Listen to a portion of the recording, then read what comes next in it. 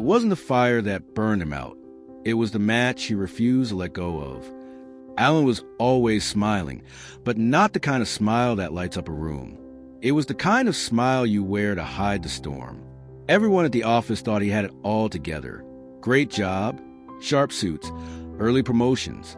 But behind the facade was a man unraveling. It started with skipped lunches, then the late nights.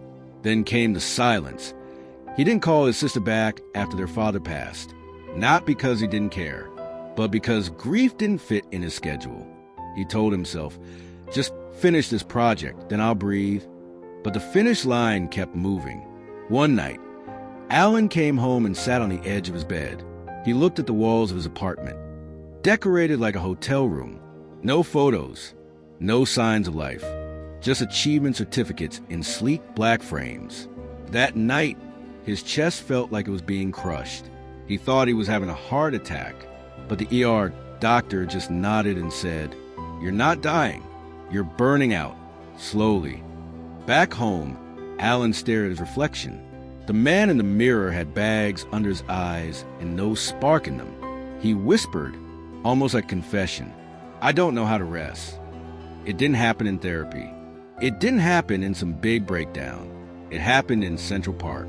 Alan was rushing to a meeting, briefcase in hand, when he heard a girl playing violin. He turned for just a second, ready to keep walking, but then he saw her face. She was smiling, not a performance smile, a free one, eyes closed, wind in her hair, playing like no one was watching. And just like that, Alan stopped. Not for the music, for the reminder. This is what living used to feel like. He sat on a bench for 20 minutes. The city moved around him, but for once he stayed still, and nothing hurt. That night, he wrote in his notebook, not work notes or deadlines, but something raw. I've been surviving, not living. He didn't quit his job. He didn't buy a one-way ticket to Bali. He just took his first real breath in years. Alan made small changes. Lunch breaks with no phone. Emails off after 7 p.m. Sunday dinners with his sister. He started therapy, told the truth about his father, about how holding it all and made him feel strong, until it didn't. He began playing the piano again, just 15 minutes a day, just enough to remember he had hands that could create, not just carry. Weeks later, he passed the same girl in the park. This time, he dropped a tip in her case. "You reminded me to put something down."